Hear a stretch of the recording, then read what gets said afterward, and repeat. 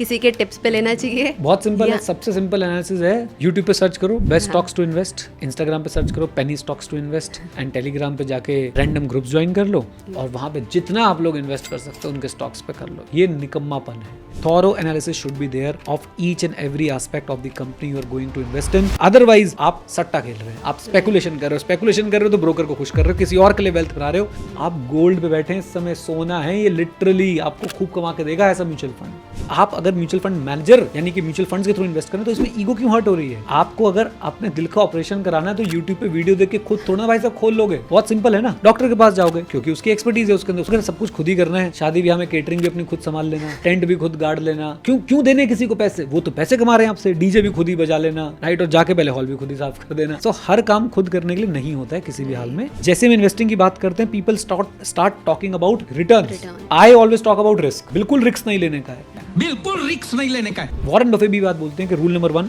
Never lose your capital, rule number 2 always remember rule number 1। That's it. यही rule है investing का। Your return expectation should not exceed the inflation in your country plus 5%। ये highest return है आपकी जो expectation होनी चाहिए। जब आप रिटर्न बता रहे थे कि रिटर्न्स की एक्सपेक्टेशन आपकी क्या होनी चाहिए, आपने 12 से 13% तो बोल दिया पर एनम या पर मंथ। हाँ।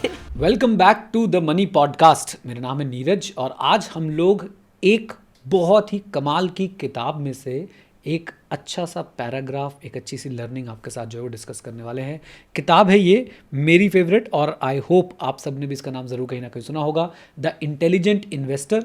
इसका चैप्टर 1, ऑल्दो मैंने इसके सिर्फ 8-10 चैप्टर्स ही पढ़े हैं बट मैं इसको रीड करता रहता हूँ और इसका चैप्टर 1 मैंने पिक किया है। उस चैप्टर 1 के पीछे कमेंट्री दे रखी है। उस कमेंट्री में से एक छोटा सा पार्ट है जो मैं आपके साथ आज शेयर करने वाला हूँ। इससे पहले भी हमने बुक्स के ऊपर जो है एपिसोड्स किए हैं और आपने उसे बहुत प्यार दिखाया था। इसको भी वैसा ही प्यार दिखाइएगा और वीडियो को लाइक ज़रूर कर दीजिएगा।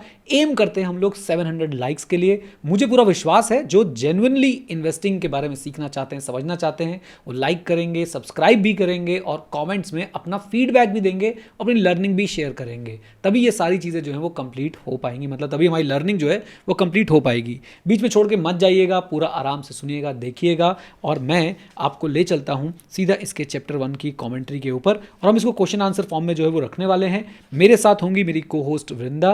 वेलकम वृंदा जी, कैसे हैं आप? मैं बिल्कुल ठीक हूँ, आप कैसे हो? मैं भी बिल्कुल ठीक हूँ और शुरू करते हैं अपनी कमेंट्री ऑन चैप्टर 1 के क्वेश्चन आंसर्स थोड़े से।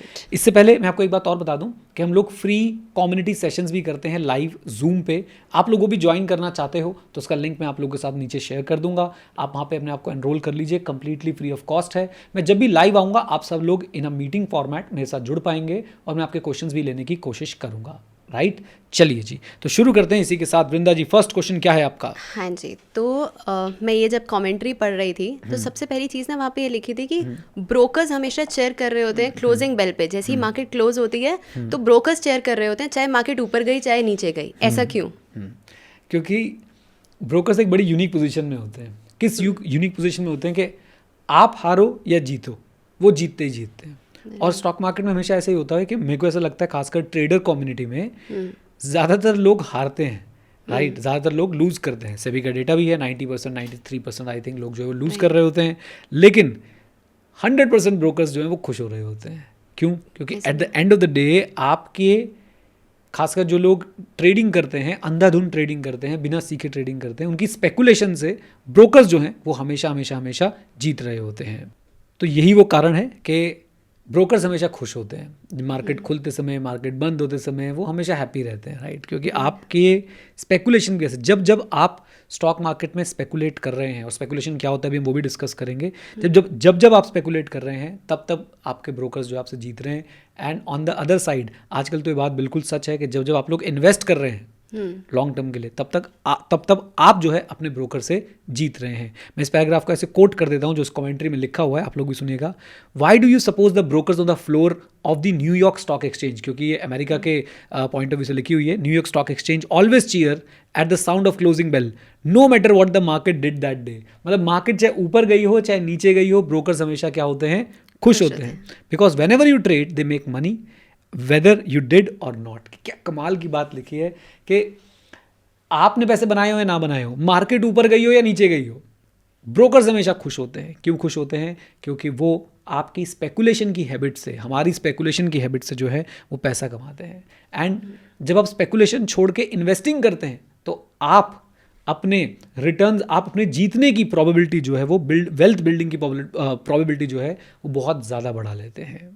राइट। सो मैं एक्चुअली यही आपसे नेक्स्ट पूछने वाली थी कि मैं पढ़ रही थी इसी कमेंट्री में कि जब आप स्पेकुलेट कर रहे होते हो आप किसी और की वेल्थ बना रहे होते हो, जब आप इन्वेस्ट कर रहे हो तो तभी आपकी वेल्थ बन रही होती है। एग्जैक्टली। और इसको हमें ना ऐसे भी देखना चाहिए कि जो डेफिनेशन ऑफ इन्वेस्टिंग है वो ग्रैहम ने क्या दी है, यानी कि जो इस बुक के ऑथर हैं मिस्टर बेंजामिन ग्रैहम, उन्होंने मुझे लगता है इन्वेस्टिंग की सबसे कमाल की डेफिनेशन दी है। और वो डेफिनेशन मैं आप लोगों के साथ शेयर करना चाहता हूँ। एक बार ना स्क्रीन पे भी दिखाने की कोशिश करता हूँ कि स्क्रीन पे दिख पाएगी या नहीं दिख पाएगी, फिर इसको हम रीड करने की कोशिश करेंगे। तो ये जो है ये डेफिनेशन है जो ग्रैहम ने दी है। आई होप आप लोग पढ़ पा रहे हैं। मैंने थोड़ा सा अंडरलाइन भी जो है इसको कर रखा है कि ग्रैहम क्या बोलते हैं इस डेफिनेशन के बारे में, राइट। और जो डेफिनेशन है वो क्या बोलती है कि भाई इन्वेस्टिंग जो है एक ऑपरेशन है। Investing is an operation which upon thorough analysis, यानी कि सबसे पहले इन्वेस्टिंग में होना चाहिए thorough analysis, promises safety of principal and adequate return. Right. ये कमाल की मुझे लगता है कि डेफिनेशन दी गई है। और इसको जितनी बार आप पढ़ोगे उतना ज़्यादा आपका स्ट्रॉन्ग बिलीफ बनता जाएगा कि भाई investing is not about high returns, investing is all about minimizing your risk, managing your risk. Right. So basically यहाँ पे आई थिंक इन्होंने 3 एलिमेंट्स दिए हुए हैं if I am not wrong. Right. So first is thorough analysis, right. तो हम एक एक करके सब पे डिस्कशन करेंगे। डेफिनेटली। तो हम इन्वेस्टिंग की डेफिनेशन के एलिमेंट्स डिस्कस कर रहे हैं। Great. So the very first is thorough analysis. तो आपको क्या लगता है क्या क्या एनालिसिस होने चाहिए? मतलब किसी के टिप्स पे लेना चाहिए? बहुत सिंपल है। सबसे सिंपल एनालिसिस है, यूट्यूब पे सर्च करो best stocks to invest, Instagram पे सर्च करो penny stocks to invest, and Telegram पे जाके रैंडम ग्रुप्स ज्वाइन कर लो और वहाँ पे जितना आप लोग इन्वेस्ट कर सकते हो उनके स्टॉक्स पे कर लो। ये निकम्मापन है, ये थॉरो एनालिसिस नहीं है, right. Listening to news people भी थॉरो एनालिसिस नहीं है, लिसनिंग टू इन्फ्लुएंसर्स भी थॉरो एनालिसिस नहीं है, राइट।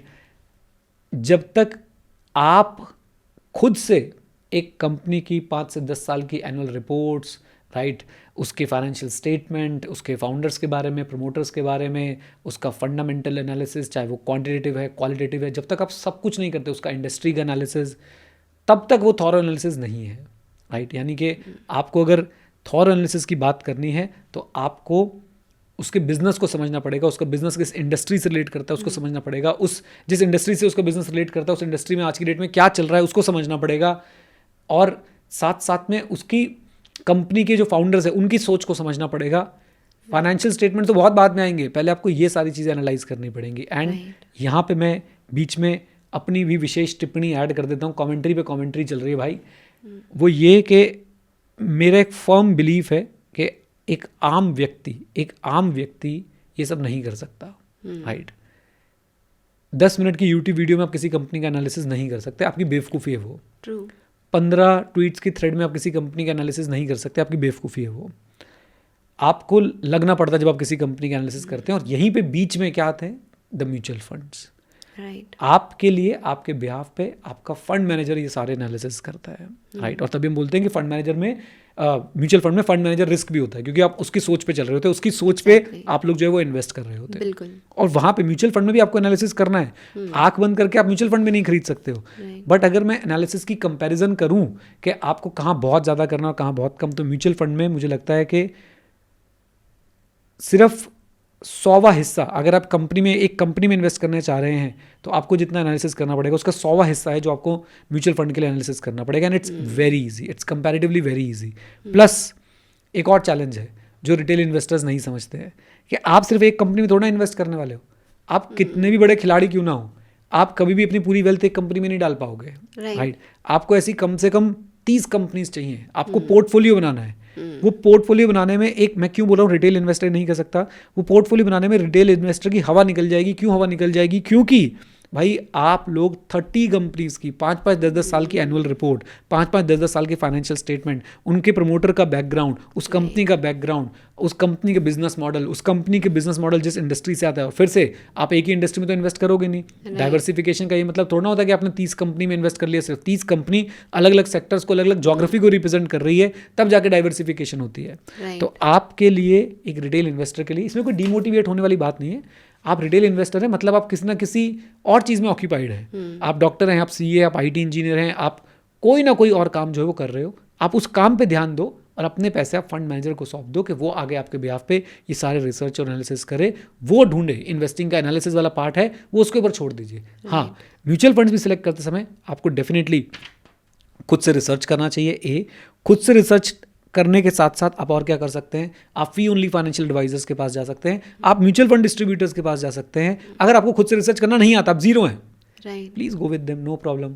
आपको प्रॉब्लम क्या होती है, वो आपसे कमीशन ले रहे हैं। तो आप एक बात बताइए कि आप एक इंटीरियर डिज़ाइनर हैं, आप एक चार्टर्ड अकाउंटेंट हैं, आप एक सिंपल से एक मान लीजिए कि आप भाई साहब एक जगह पे क्लर्क की जॉब करते हैं, आप भी तो अपनी सैलरीज ले रहे हो, आप भी तो पैसा कमा रहे हो। किसी और के पैसे कमाने से आपको चिंता नहीं होनी चाहिए, प्रोवाइडेड दैट वो आपको वैल्यू दे रहे हैं। आप कोई मतलब कोई फी ओनली एडवाइजर है, वो आपसे सिर्फ फी ले रहा है और आपको एडवाइस नहीं दे रहा है, तो गलत है। कोई म्यूचुअल फंड डिस्ट्रीब्यूटर है, वो आपको म्यूचुअल फंड में सिर्फ वही दिलवाया जा रहा है जिसमें उसकी ज़्यादा कमीशन मिलती है, या बार बार चर्निंग करवाया जा रहा है, चेंज करवाया जा रहा है, वो गलत है, राइट। तो अगर आपको वैल्यू मिल रही है, आप प्लीज़ जाइए अपने एडवाइजर्स के थ्रू, डिस्ट्रीब्यूटर्स के थ्रू। नहीं मिल रही है या नहीं आता है, सीखिए कि कैसे इन्वेस्ट करते हैं और सीख के इन्वेस्ट कीजिए।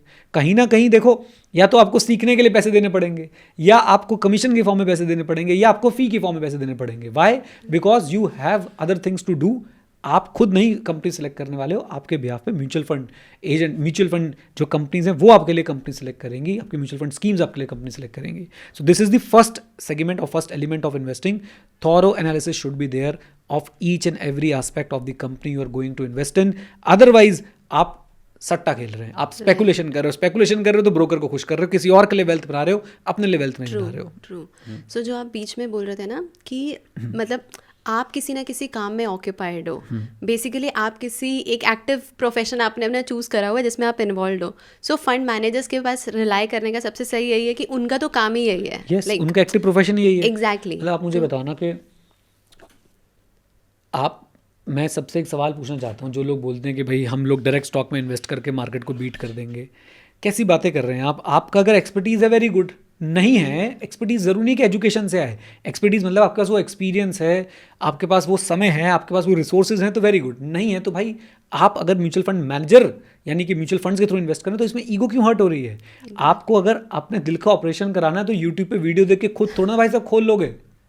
बहुत सिंपल है ना। आप डॉक्टर के पास जाओगे क्योंकि उसकी एक्सपर्टीज़ है उसके अंदर, उसका दिन रात का काम है उसके अंदर। तो ऐसे ही जब आप मान लीजिए एक इंजीनियर हैं, आप 25 साल के हैं, आपके करियर में बहुत इंपॉर्टेंट फेज में आप, जहाँ पे अपनी सैलरी आप चाहें तो हर 3 साल में डबल कर सकते हैं, या चलो डबल नहीं आपको समझ आ रही तो कम से कम आप 1.5 1.7x कर सकते हो। आप ऐसी फेज में हो और उस समय आप अपना समय अगर दे रहे हो कि मैं स्टॉक पे रिसर्च कर लूँ और फिर हिट एंड ट्रायल मेथड कर रहे हो, 30 कंपनीज पे रिसर्च कर रहे हो, आई थिंक आप अपना बहुत बड़ा समय जो है वो खो रहे हो ऐसी जगह पे जहाँ पे आपको नहीं होना चाहिए था। इट्स बेटर कि उस काम को आउटसोर्स करो। आउटसोर्सिंग भी तो कोई चीज़ होती है। आप उस काम को आउटसोर्स करो, अपना फोकस करो अपनी सैलरी बढ़ाने पे। एग्जैक्टली। और ये काम ना सिर्फ इन्वेस्टिंग में ही हो रहा होता है कि लोग एक्सपेरिमेंट करने की कोशिश कर रहे होते हैं। आपने बहुत सही एग्जाम्पल दिया कि भाई हार्ट प्रॉब्लम है तो आप कार्डियोलॉजिस्ट के पास जाओगे, खुद एक्सपेरिमेंट नहीं करोगे। राइट।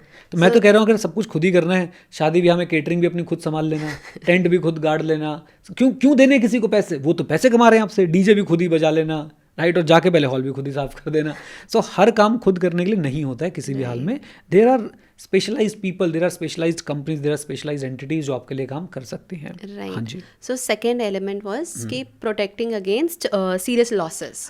उससे क्या मतलब है? ये आई थिंक मेरा फेवरेट जो है वो पार्ट है जिसमें लिखा हुआ है you must deliberately protect yourself against the serious losses. I think इससे इंपॉर्टेंट लेसन इन्वेस्टिंग की दुनिया में कोई है ही नहीं। और सबसे ज़्यादा आई शुड से कि सबसे कम समझे जाने वाली बात यही है। जैसे हम इन्वेस्टिंग की बात करते हैं, people start talking about returns. I always talk about risk. वो है ना बाबू भैया वाला, बिल्कुल रिस्क नहीं लेने का है। बिल्कुल रिस्क नहीं लेने का है। तो बिल्कुल रिस्क नहीं लेने का यहाँ पे मतलब क्या है कि साहब आपने अंधाधुंध रिस्क नहीं लेने हैं। आपने कोई ऐसी बड़ी मिस्टेक नहीं कर देनी कि आपका कैपिटल लूज हो जाए। वॉरेन बफे भी बात बोलते हैं कि rule number 1 never lose your capital, rule number 2 always remember rule number 1। That's it. यही रूल है इन्वेस्टिंग का। अगर मैं आपको ऐसे म्यूचुअल फंड्स दिखाऊंगा जो अगर उनका बेंचमार्क, आई होप ये सारे टर्म्स आप लोग समझते हैं, ऐसे म्यूचुअल फंड्स मार्केट में प्रेजेंट हैं कि बेंचमार्क अगर 10% गिरेगा तो वो 5-6% ही गिरेंगे, और बेंचमार्क अगर 10% बढ़ेगा तो वो शायद 7-8% ही बढ़ेंगे, लेकिन फिर भी वो बेंचमार्क को रेगुलरली बीट कर रहे हैं। यही कमाल है कम गिरने का। अगर आपका एक म्यूचुअल फंड है ना जो बेंचमार्क के गिरने के साथ साथ उतना नहीं गिरता जितना बेंचमार्क गिरता है, उससे कम गिरता है, और जितना कम गिरता है उतना अच्छा है। मान लीजिए बेंचमार्क गिर रहा है 10%, आपका म्यूचुअल फंड गिर रहा है सिर्फ 3%, और वो बेंचमार्क जब बढ़ता है तो उससे कम बढ़ता हो कोई बात नहीं। आप गोल्ड पे बैठे हैं इस समय, सोना है, ये लिटरली आपको खूब कमा के देगा ऐसा म्यूचुअल फंड, राइट। तो ये बात समझनी है, और वही बात यहाँ पे लिखी है, you must deliberately protect yourself against serious losses. आपने अपने रिस्क को मिनिमाइज करना है बड़े लॉसेस से, फैटल जैसे बोलते हैं ना, फैटल आई ऑफ फेटल या फेटल या ऐसे डिस्ट्रक्टिव लॉसेस से बचना है जिसका आपका कैपिटल जीरो हो जाए। रिस्क, आप स्टॉक मार्केट में इन्वेस्ट कर रहे हैं, there is always a risk. Why? क्योंकि भाई बिजनेस में आप इन्वेस्ट कर रहे हो, बिजनेस के खत्म होने का रिस्क हमेशा है, राइट। स्टॉक मार्केट के इररेशनली बिहेव करने का खतरा हमेशा है, लेकिन आप इन रिस्क को मिनिमाइज कर सकते हैं अगर आपने थॉरो एनालिसिस किया है और वैल्यू इन्वेस्टिंग के जो प्रिंसिपल्स हैं वो आपने फॉलो किए हैं। राइट। सो काफ़ी अच्छे से आपने एक्सप्लेन कर दिया। जो आपने बोला ना कि मेरा फेवरेट है, तो उसको आपने जस्टिफाई भी किया है। बिल्कुल, मतलब मैं कभी भी म्यूचुअल फंड्स में रिटर्न देख के इन्वेस्ट नहीं करता कि भाई इसका रिटर्न सबसे ज़्यादा किसका आ रहा है। आई ऑलवेज गो फॉर भाई सबसे रिस्क फ्री म्यूचुअल फंड कौन सा लग रहा है, यानी कि अपनी कैटेगरी में। ऐसा नहीं रिस्क फ्री का मतलब मैंने लिक्विड फंड्स में लगा दिए, अपनी कैटेगरी में कौन सा म्यूचुअल फंड है जो सबसे कम गिर रहा है। ये मेरा एक one of the most important parameter है to decide whether to invest in a mutual fund और नॉट। राइट। सो इसमें थर्ड एलिमेंट था aspiring to adequate not extraordinary returns. ये भी वन ऑफ माई फेवरेट है, और मुझे लगता है कि स्टॉक मार्केट में लोग मार इसलिए खाते हैं because they always aspire for extraordinary return. True. एक मेरे टीचर ने मुझे एक लाइन बोली थी, to achieve extraordinary things do ordinary things in ordinary manner, do ordinary things in ordinary manner, you will achieve extraordinary things. काफ़ी counter intuitive लगता है सुनने में। कोई लोग बोल सकते हैं ना कि एक्स्ट्रॉर्डिनरी अचीव करने के तो एक्स्ट्रॉर्डिनरी काम करने पड़ेंगे। नहीं, मैं आपको इसका एक मैं टीचर हूँ तो मैं टीचर के पॉइंट ऑफ व्यू से बताता हूँ। अगर आपके पेपर आज से 3 महीने बाद हैं, आप रोज़ पढ़ेंगे ना, रोज़ कंसिस्टेंटली पढ़ते रहेंगे 3 महीने तक, आपको कुछ एक्स्ट्रॉर्डिनरी करने की जरूरत नहीं पड़ेगी। आप ऑर्डिनरी पढ़ाई भी करेंगे अगर आज से लेकर अपने एग्जाम तक, आप तो भी पास हो जाएंगे। लेकिन जब आपके बचे ही 10 दिन होंगे, फिर आपको एक्स्ट्रॉर्डिनरी एफर्ट मारना पड़ता है कि अब तो भाई 15 घंटे पढ़ूंगा, ऑल नाइटर्स मारूंगा, 2 रात जाग लूंगा, फिर आपको एक्स्ट्रॉर्डिनरी एफर्ट करना पड़ता है। तो अगर आप ऑर्डिनरी चीज़ें ऑर्डिनरी तरीके से करते रहेंगे, आप वैसे एक्स्ट्रॉर्डिनरी बन जाएंगे। खैर, अपने कॉन्टेक्स्ट में अगर बात करें तो यहाँ बोला गया you must deliberately protect yourself against serious losses, ये था। उसके बाद था you must aspire to adequate not extraordinary performance. इस बात को कहीं पे लिख के रख लीजिए। अगर इन्वेस्टिंग के ऊपर ग्रंथ लिखे जाएंगे तो उसमें सिंपल सा मैं आपको फॉर्मूला बताता हूं कि आपको कितना रिटर्न जो है वो एक्सपेक्ट करना चाहिए। Your return expectation should not exceed the inflation in your country plus 5%। ये हाईएस्ट रिटर्न है आपकी जो एक्सपेक्टेशन होनी चाहिए। अगर 7-8% का आपके कंट्री में इन्फ्लेशन है तो 12-13% का आपका रिटर्न एक्सपेक्टेशन होना चाहिए। और प्लीज़ समझाने की कोशिश भी मत कीजिएगा, नहीं 18% देते हैं स्मॉल कैप, मिड कैप देते हैं 24%, और भाई मोमेंटम देता है इतना %। सब कुछ कर लो, सब कुछ कर लो, एक्सपेक्टेशन टोन डाउन रखो, जो एक्स्ट्रा मिल जाए वो बोनस है, right. And this is, please understand, मैं बार बार ये बातें रिपीट करता हूँ। आप किसी अच्छे फाइनेंशियल एडवाइजर के पास जाएंगे, वो भी आपको यही बोलेगा, जो समझदार व्यक्ति होगा वो आपको यही बोलेगा, ब्रदर आपने कभी भी ये नहीं सोचना कि मैं जो है वो अपने पोर्टफोलियो लेवल पे भी 12-13% कमाऊंगा। पोर्टफोलियो लेवल का मतलब होता है जिसमें आपका इक्विटी भी है, डेट भी है, गोल्ड भी है, और हो सकता है शायद किसी के पोर्टफोलियो में रियल एस्टेट भी हो, और भी कुछ इधर उधर की एसेट क्लासेस आपने ऐड कर रखी हो। उस पर तो और कम कर दीजिए अपनी रिटर्न एक्सपेक्टेशन।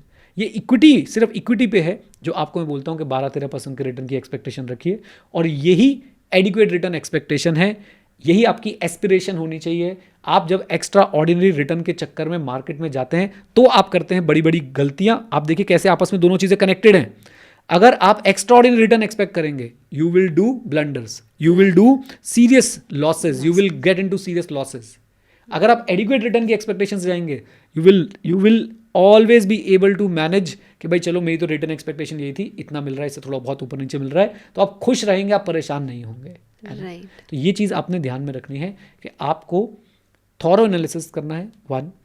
दूसरा, थॉरो एनालिसिस के साथ साथ आपको क्या करना है, आपको सीरियस लॉसेस से बचना है, डाउन साइड प्रोटेक्ट करनी है। और तीसरा जो भी हम डिस्कस कर रहे थे कि आपको एडिक्वेट रिटर्न्स के लिए एस्पायर करना है, एडिक्वेट रिटर्न्स के बारे में सोचना है, ना कि extra ordinary return. Extra ordinary return क्या होते हैं मैं आपको बताता हूँ।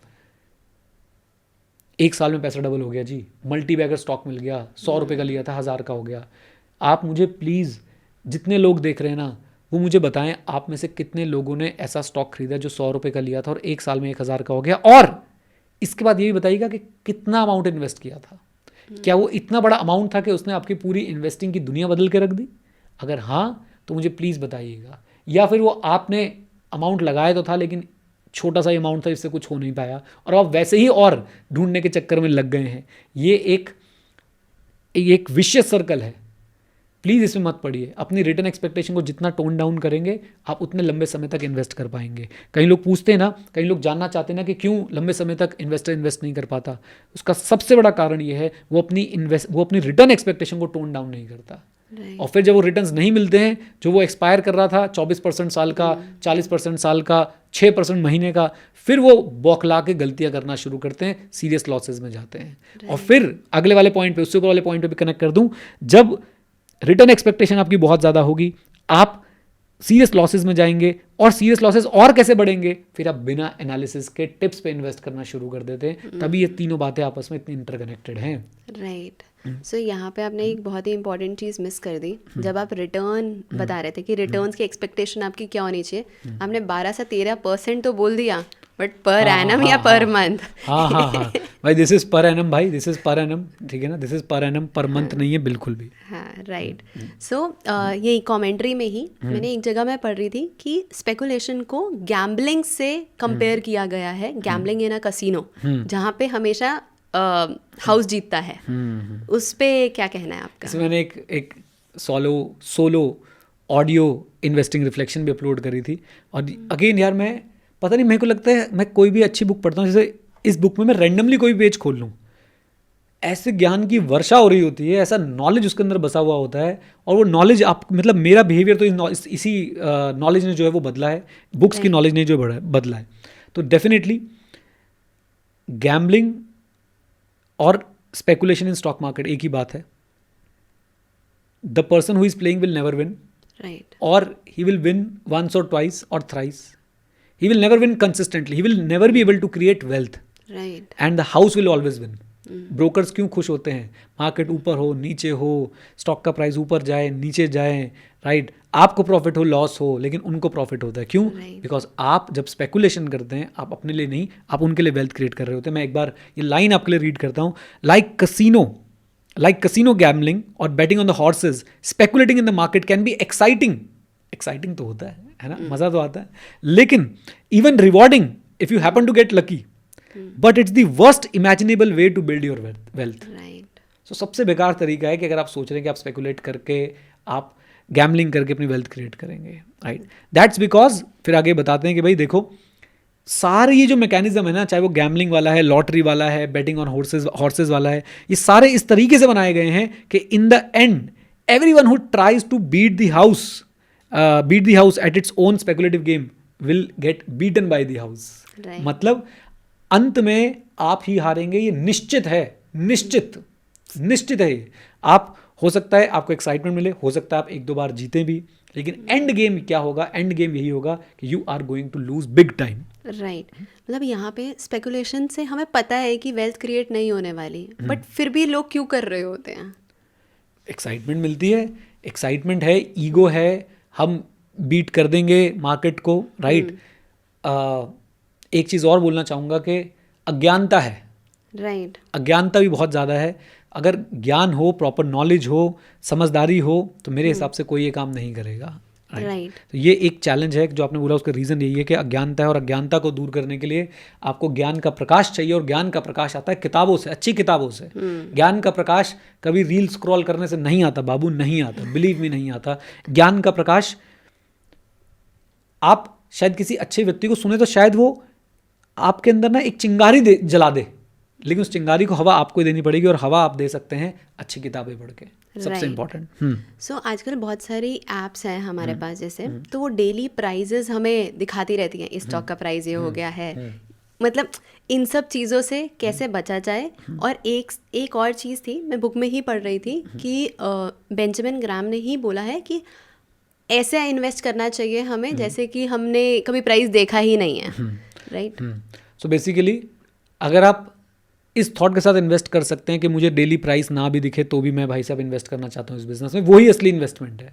अगर आप डेली प्राइसेस देखने के आदी हो चुके हैं तो आई एम सॉरी, आप स्पेकुलेटर हैं, आप इन्वेस्टर नहीं हैं। अगर आप बिना किसी हिचक के बोल सकते हैं अरे मैं आज बिजनेस में इन्वेस्ट कर रहा हूँ, मुझे डेली प्राइस देखने की जरूरत नहीं है इसकी, क्योंकि मैं तो लंबे समय के लिए आया हूँ, मैंने भाई उसको अच्छे से थॉरो एनालिसिस किया है, डाउनसाइड रिस्क अपना प्रोटेक्ट किया है, और साथ साथ में मेरी adequate return expectation, I will not see the price on a daily basis. तो यही वो कहना चाहते हैं कि भाई आप ये जो डेली बेसिस पे प्राइजेस देखने की आपकी हैबिट है, दिस इज़ नॉट गुड। और आपको अगेन अगर स्पेकुलेशन करनी है तो आप प्राइस के बेसिस पे करते हैं, लेकिन जब इन्वेस्टिंग करनी है तो आप एक्चुअल रियल वैल्यू देखते हैं, अंडरलाइंग वैल्यू देखते हैं बिजनेस की।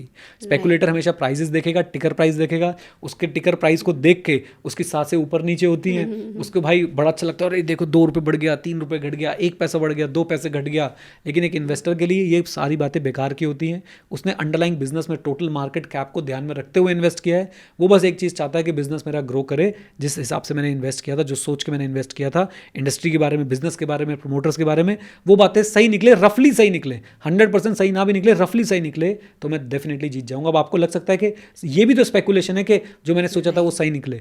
देखिए मैंने क्या बोला, स्टॉक मार्केट में रिस्क तो हमेशा है, क्योंकि वो stock market is all about investing in business. Business पास भी हो सकता है, फेल भी हो सकता है। यही तो एनालिसिस आता है, यहीं पे तो आपका थॉरो एनालिसिस आता है कि बिजनेस के फेलियर के चांसेस कम से कम होने चाहिए, राइट। जो आप बात कर रहे हैं, जो स्पेकुलेशन, कोर स्पेकुलेशन है कि लॉटरी की टिकट खरीदी, लॉटरी लगेगी नहीं, घोड़े पैसे लगा दिए, वो घोड़ा जीतेगा नहीं जीतेगा, सिक्का उछाला हेड आएगा या टेल आएगा, ये है प्योर स्पेकुलेशन। इसमें आपके कंट्रोल में जीरो चीजें हैं, जीरो चीजें आपके कंट्रोल में।